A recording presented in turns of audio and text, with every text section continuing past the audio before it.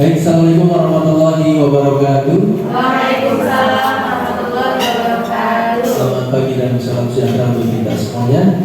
Yang saya hormati Ibu Kepala Sekolah Sdn Negeri 05, Ibu Maria Citayanti SPD, Wakil Kepala Sekolah Bidang Kurikulum Ibu Ana, kemudian Wakil Kepala Sekolah Bidang Kesiswaan Pak Andre, dan yang hormati Bapak Ibu Dewan Guru SDN Pejagalan 05. Dan pertama marilah kita mengucapkan puji syukur kepada Allah Subhanahu wa Ta'ala, yang mana pada hari ini kita masih dalam kondisi sehat walafiat, sehingga kita dapat melaksanakan kegiatan in-house training dan insya Allah dilanjutkan dengan diseminasi atas apa yang saya dapatkan beberapa waktu ini. Selawat dan salam semoga marilah kita senantiasa curah limpahkan kepada junjungan kita Nabi besar Muhammad Sallallahu Alaihi Wasallam, keluarganya, para sahabatnya, dan kita selaku umatnya. Mudah-mudahan kelak kita mendapatkan syafaatnya, pertolongannya di yaumil qiyamah. Amin ya rabbal alamin. Baiklah Bapak Ibu sekalian, semangat pagi. Yes, luar biasa, mantap. Baik, terima kasih. Sebelum saya menyampaikan apa yang akan saya sampaikan atau materi yang akan saya sampaikan, saya perlihatkan dulu sebuah video. Di kawasan Keraton Pasuruan, warga menggunakan helikopter untuk transportasi ke pasar atau sekolah dengan tarif hanya Rp2.000. Saya tidak sabar untuk segera melompat. Kopinya Bang? Kagak Bang, ada kopi panas, ada kopi dingin. Kagak Bang, mau bungkus apa minum sini Bang? Lu bener-bener ya, gak lihat apa gue lagi perang. Ya, kira-kira yang terpikir oleh Bapak Ibu apa nih dengan tayangan video tadi? Animasi, oke. Apalagi Ibu? AI. Ya. AI, ada yang tahu kepanjangan dari AI? Artificial Intelligence. Baik Bapak Ibu sekalian, hari ini saya akan berbagi praktik baik atau diseminasi tentang coding dan kecerdasan artifisial. Pelatihan yang saya ikuti dari bulan Juli sampai saat ini masih berlanjut dan mungkin insya Allah sebentar lagi akan selesai. Agenda hari ini adalah yang pertama saya akan memperkenalkan coding dan kecerdasan artifisial atau disingkat KAA. Kemudian Bapak Ibu bahasan KKA dan optimalisasi pekerjaan guru dengan kecerdasan artifisial. Yang pertama adalah pengenalan mata pelajaran coding dan kecerdasan artifisial. KKA adalah mata pelajaran pilihan yang dapat diselenggarakan oleh satuan pendidikan sesuai dengan sumber daya yang dimiliki. Dapat dipilih oleh peserta didik sesuai dengan minatnya. Pelaksanaannya dialokasikan sebanyak 2 jam pelajaran per minggu untuk satu kelasnya. Kemudian pelaksanaannya akan dimulai secara bertahap pada jenjang pendidikan dasar dan menengah mulai tahun ajaran 2025-2026. Jadi tahun depan kita sudah punya pilihan mata pelajaran baru, yaitu KKA. Apa sih tujuannya Bapak Ibu? Ini adalah dasar kebijakannya. Kemudian peran pendidikan yaitu literasi digital untuk semua jenjang, kurikulum coding dan AI. Kemudian manfaatnya adalah daya saing global dan ekonomi digital inklusif. Kemudian inovasi solusi sosial dan penguatan budaya lokal. Strategi implementasi kurikulum berbasis teknologi, pelatihan guru dan pemerataan infrastruktur digital. Kemudian project based learning untuk kreativitas dan problem solving. Targetnya adalah generasi kompetitif, inklusif, siap tantangan industri masa depan. Tujuan mata pelajaran coding dan KA yang pertama adalah terampil berpikir komputasional untuk menciptakan solusi atau menyelesaikan persoalan secara logis, sistematis, kritis, analitis, dan kreatif. Kemudian yang kedua adalah cakap dan bijak sebagai warga masyarakat, digital yang literat, produktif, beretika, aman, berbudaya, dan bertanggung jawab. Kemudian yang ketiga adalah terampil mengelola dan memanfaatkan data. Dan yang keempat adalah terampil berkarya dengan menghasilkan rancangan atau program melalui proses coding dan pemanfaatan kecerdasan artifisial. Ini adalah dimensi profil lulusan. Ada 1, 2, 3, 4, 5, 6, 7, 8. Sama dengan pembelajaran mendalam. Kemudian elemen pembelajaran KKA yang pertama ada berpikir komputasional, keterampilan memecahkan masalah secara logis dan sistematis. Kemudian literasi digital, kecakapan menggunakan teknologi digital secara efektif, aman dan etis. Kemudian literasi dan etika KA, pemahaman KA dan isu-isu etika dalam penggunaannya. Selanjutnya adalah pengembangan atau pemanfaatan dan pengembangan KA, menggunakan KA untuk menyelesaikan masalah dan menciptakan proyek. Yang selanjutnya adalah algoritma pemrograman, menyusun instruksi berbasis logika dan keterurutan. Selanjutnya adalah analisis data, kemampuan mengolah, menafsirkan dan menyajikan data. Caranya akan diimplementasikan pada fase C kelas 5 dan 6 dan awal D di SMP berarti ya. Coding yang dimaksud sejatinya bukan pada teks programming Bapak Ibu. Jadi jangan membayangkan coding sebagai bahasa pemrograman yang rumit, yang sulit dipahami dengan logika, tapi melatih kemampuan berpikir logis dan sistematis dalam balutan computational thinking. Kemudian coding versus kecerdasan artifisial.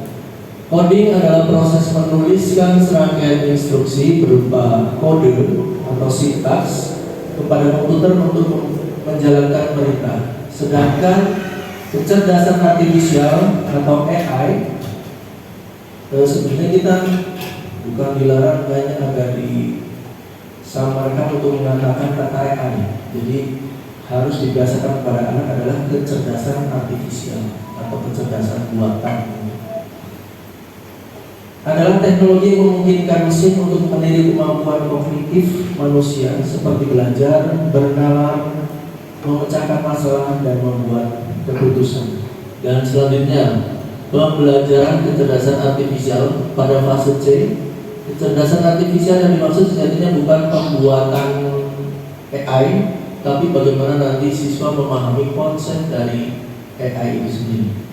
Mulai dari pengertian bagaimana AI bekerja, etika, apa yang tidak boleh dilakukan dan boleh, dan pemanfaatan AI itu sendiri.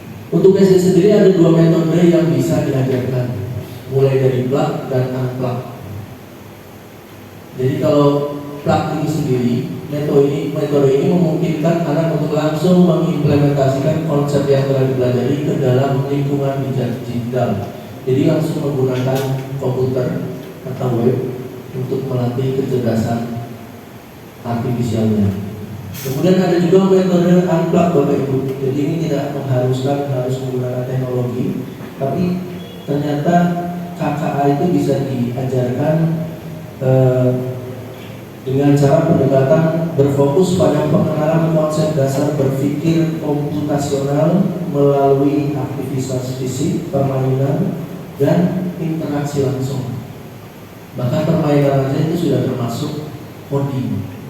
Di coding sendiri juga menerapkan pendekatan pembelajaran mendalam atau deep learning dengan prinsipnya yang pertama adalah memahami, mengaplikasi, dan merefleksi.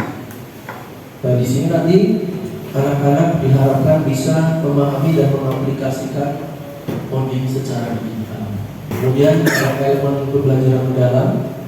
Jadi di dalam pembelajaran itu harus ada yang tadi disampaikan oleh Pak Sutara. Ada mindful, ada meaningful, dan ada joyful. Berkesadaran, bermakna, dan menyenangkan. Ruang lingkup bahasan KKA. Yang pertama berpikir komputasional, yaitu kemampuan menyusun solusi masalah secara logis dan sistematis untuk menyelesaikan permasalahan. Kemudian konsep KA dan etika, pengenalan KA, limitasinya, dan prinsip-prinsip etika penggunaan KA. Kemudian pemanfaatan KA sendiri, berbagai manfaat KA di kehidupan sehari-hari. Nah ini adalah tahapan berpikir komputasional Yang pertama adalah dekomposisi, jadi memecahkan masalah yang kompleks dibagi menjadi bagian-bagian yang kecil, sehingga nanti masalah itu bisa lebih sederhana. Kemudian pengenalan pola. Setelah masalah dipecah, langkah selanjutnya adalah mencari kesamaan pola. Selanjutnya adalah abstraksi, fokus pada detail relevan saja, mengabaikan detail yang tidak penting, fokus pada informasi paling penting yang diperlukan untuk memecahkan masalah. Selanjutnya adalah algoritma, yaitu merancang langkah-langkah solusi seperti membuat resep memasak. Langkah-langkah yang harus diikuti seperti memotong, menumis, mendidihkan dalam urutan tertentu untuk mendapatkan hasil akhir makanan. Ini contoh pembelajarannya, nanti bisa dilihat. Dan mungkin saya bisa contohkan sedikit Bapak Ibu tentang KA yang unplug, yang tidak menggunakan perangkat. Bisa juga kita buat permainan. Misalnya kita gunakan permainan clue, ya, yang saat ini sedang sering sih kalau saya di konten-konten ya. Misalnya begini Bapak Ibu, clue-nya adalah nama kita sendiri. Nama kita sendiri ya. Ingat-ingat Bapak Ibu, clue-nya adalah nama kita sendiri ya. Nama saya Saiful. Nanti siang saya akan makan sate. Ibu Maria boleh dicoba. Nama saya Maria, nanti siang saya mau makan gudeg. Bagaimana? Nama saya Ana, nanti siang saya akan makan angkringan. Nama saya Saiful. Nama kita sendiri ya. Nama kita sendiri. Kalau dibawa dulunya tidak tahu.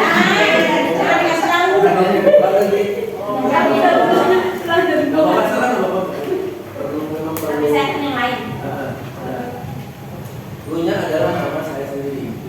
Nama saya Saiful. Nanti siang saya mau makan sate. Nama saya Supartini. Nanti siang saya mau makan sup. Oke betul. Lanjut Bu. Nama saya Aini, nanti siang saya mau makan ayam bakar. Oke betul. Ya, lanjut. Nama saya Adina. Nanti siang mau makan abuba. Mahal benar, Tin. Nanti siang saya mau makan ampok. Nama saya Iqbal, nanti malam saya mau makan ikan. Nama saya Bima, nanti sore saya mau makan belibis. Nama saya Iin, nanti sore saya makan ikan. Oke betul. Nama saya Hesti. Nanti siang saya mau makan hamburger. Nama saya Sisi. Nanti siang saya mau makan selasi. Ya.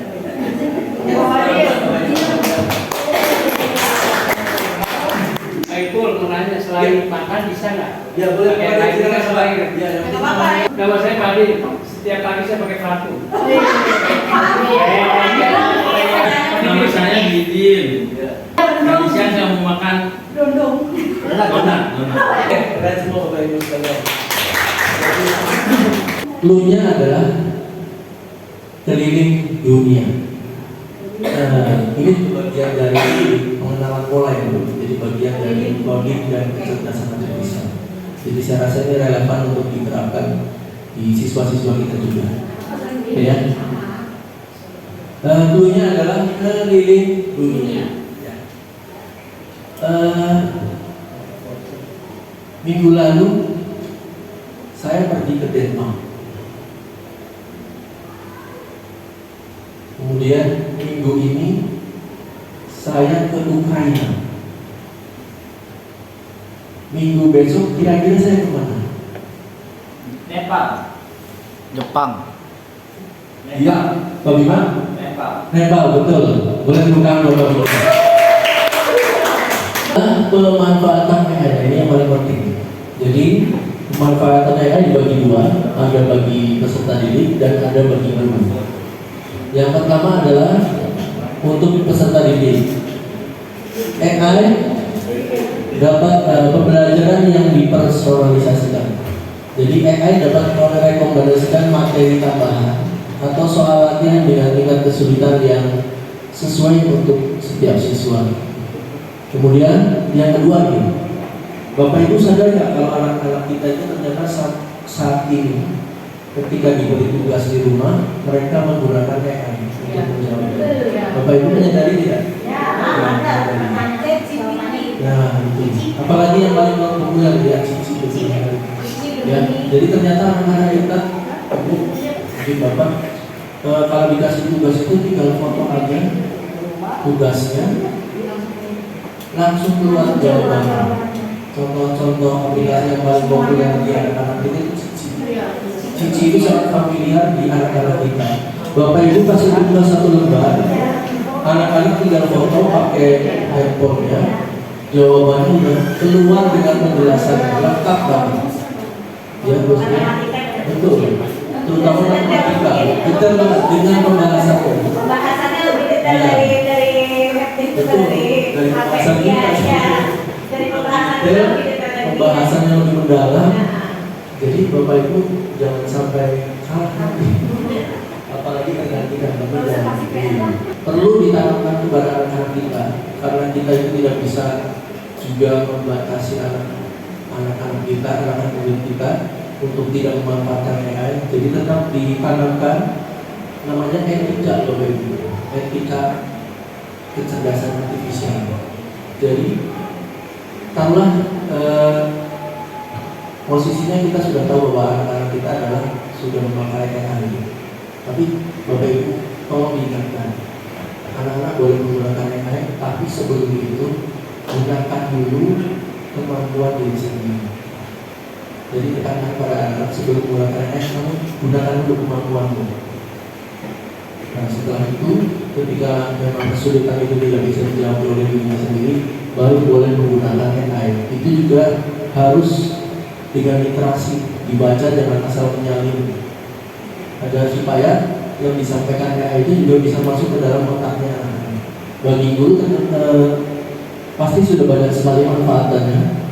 Pertama dalam penyusunan rencana dan materi pembelajaran. Nah biasanya Bapak Ibu kalau kita mau praktek mengajar itu kan kita harus menyiapkan yang pertama modul ajar, ya.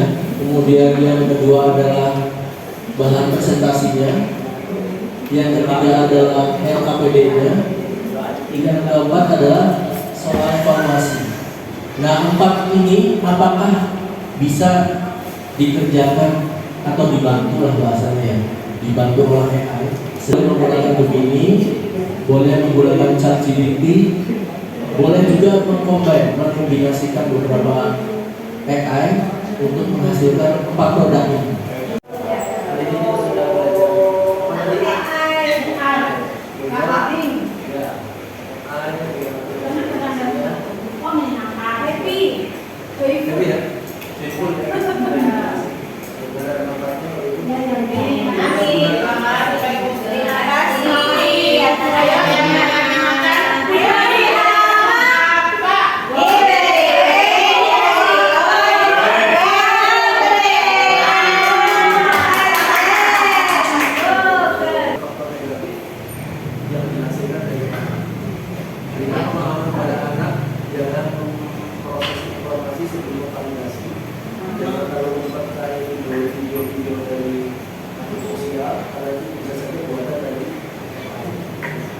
Ya,